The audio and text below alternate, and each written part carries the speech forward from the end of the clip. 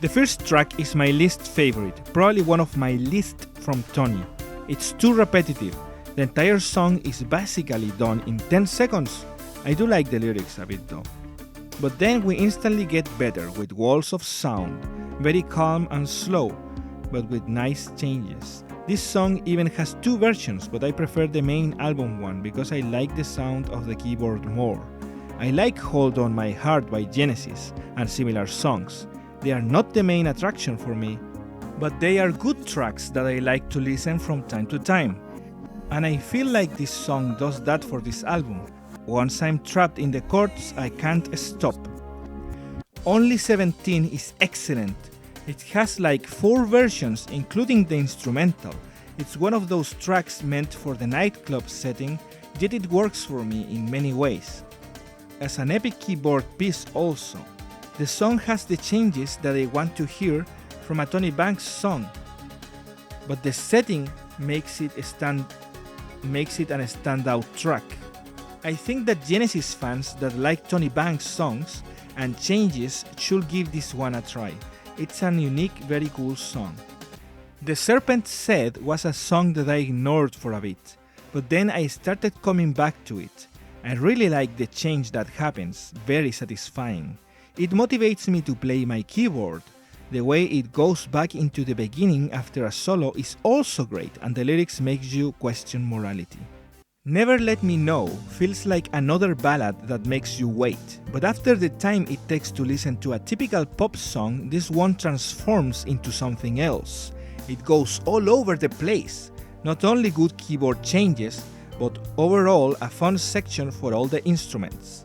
Even the drums, that mostly seems static, changes in this constantly changing section with a cool solo that feels so far removed from the rest of the song, and that once again it somehow comes back to the start of the song.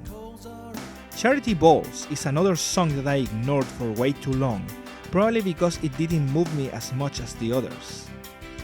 It's a fine track, it just feels like it doesn't do much more than what Tony has done before in his songs. But again, that's not bad. I hear it and I want to play the keyboard. That's good enough. The market for these songs is very low, as there aren't many, so I will take whatever I can. Something to Live For has been used a lot in my channel. It's an addictive, very strong sounding loop that evolves into another great solo. Musically speaking, I really enjoy the lyrics here. Probably the best ones in the sense that you will end up singing them easily, and I also approve of the message. A Piece of You starts like an adult movie, I said. It's true, and then it makes you wait like Never Let Me Know. However, when it starts changing, it's more aggressive. It goes up and down so quickly, I just couldn't believe that I had never heard it past the start of the song when I first listened to this album. Insane. The title track describes a whole journey with multiple characters, or probably just 2. You will have to hear it to understand it. It's a short epic that could have easily fit in an album like Calling All Stations, with songs like Alien Afternoon, that remind me of songs like Just a Job to Do, a very dramatic spy thriller song. What hasn't been said about An Island in the Darkness? Did you know that there was even some kind of campaign online for people to buy this album solely on this track? I have seen 5-star reviews only because of this song, dismissing the rest of the album as easy listen, unoffensive pop, when that can't be further from the truth. However, the truth is that this song does everything that you want and expect as a Tony Banks fan, that only cares for songs that are longer than 10 minutes. It truly delivers on that screaming desire of getting what you want as Genesis and Tony Banks fan of many years. This being the last track on the last rock album on Tony's solo career, this had to happen. This was destiny. Your ears are blinded by the majesty of this musical apotheosis, the new miracle cooking praises in your mind. Thanking the Lord of all good for having good music in one of the worst times ever.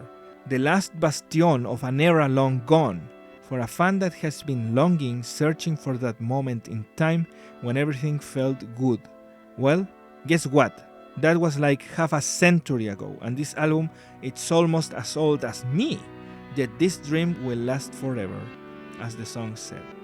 This is the song that Tony cooked for a while, presented to his musicians and said, "Oh yes, this is what we wanted."